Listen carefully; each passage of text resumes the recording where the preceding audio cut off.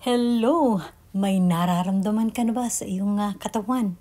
Ano ba ang sakit mo? Ano ba yung iniinda mo? Sa mga disclaimer, hindi po ako nag-uulit ng aking mga vlog. Kung makita nyo man na talagang inulit ko, siguro yun ay ibang reaksyon dahil ako yung umiinom, ako yung nakakadama sa aking katawan. At bawat vlog na sinasabi ninyo na nai-repeat ko, ay malaking maitutulong sa inyo at marami nang gumaling sa aking mga vlog. Na-repeat ko man yung subject, pero ibang video, hindi ako nagre-re-upload. Yun yung katotohanan na nagiging reaksyon sa aking katawan. Tulad nitong pipino at okra. First time ko lang itong pinagsama dahil talagang parehong maganda sa ating katawan. Ano yung nararamdaman mo? Kinakasimang ka ba ng sikmura? Yun ay dahil sa sugar na kinakain at pinapasok mo sa iyong katawan. Kumikirot ba ang iyong tuhod? Kumikirot ba ang inyong binti? Ang inyong mga talampakan? Dahil nga iyan sa sobrang acid. Kung pansamantala talagang hindi nyo maiaalis ang inyong sugar sa inyong katawan, ay talagang itry nyo ngayon uminom ng pinaghalong pipino at okra. So every time na kayo ay kakain ng meal, ay ito yung inyong gawing tubig. Huwag kayong sa soft drinks, at kung hanggat maaari ngayon pa lang talagang iwasan ninyo ang mga pagkain na matatamis. Mayroon akong ikukwento sa inyo na talagang ganito yung ginagawa niya. Nang nakita niya ang vlog ko ay talagang gumaling siya.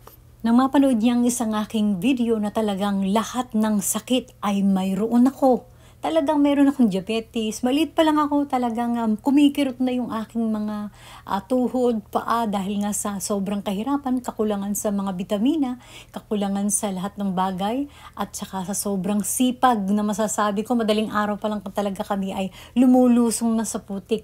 So talagang grade school pa lang ako ay lahat ng sakit ay nasa akin na. Pero ngayon, pinagmamalaki ko talaga, at yun yung narinig ng isang aking masugid na subscriber na talagang isinakripisyo ko yung aking takaw. Talagang nagtry ako talaga na hindi kumakain ng kanin sa loob ng 2 buwan. So talagang lahat ng aking sakit, lahat ng aking nararamdaman ay totaling wala na.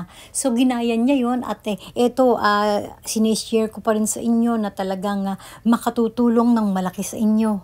Alam niyo ba na talagang kapag ako ay gumising sa umaga, eto na yung nakaabang. So, gabi pa lang talaga, gumagawa na ako nito para talagang yung okra ay malapot na malapot. So, gumagawa ako sa hapon at nilalagay ko na sa pitsil. At para sa kinabukasan ay talagang meron ako maiinom buong maghapon. Kung ako man ay umaalis ay talagang meron akong bit-bit na iniinom. So guys, itry nyo to. Talagang wala kayo. Hindi nyo na malalaman na talagang nawawala na pala yung inyong sakit. So ang pinaka-the best nga niyan, magpa-check up muna kayo. General check up. At saka kayo mag-start ng pag-inom nito. Then after 2 weeks or after 1 month na araw-araw yung pag-inom nito, tsaka kayo ngayong bumalik sa inyong pinagpapacheck up ang doktor. Ang lemon or ang kalamansi is optional yan. Ako naglalagay ako para talagang makumpleto yung aking buong maghapon. Kasi talaga ako yung tao talaga na hindi talaga mahilig sa mga maaasim, o kaya talagang kulang ako sa vitamin C.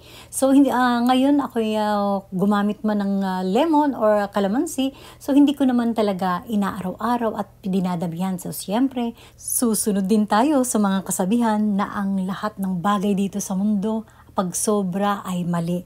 Dahil nga lang sa sinasabi ko sa inyo na ito ay araw-arawin ninyo, dahil ito ay malaking maitutulong sa katawan ninyo. Lalo na kung kayo talaga ay mahilig kumain ng mga sweets. So kung hanggat maaari talaga ay wag na ninyong damihan ang matamis o asukal sa inyong katawan.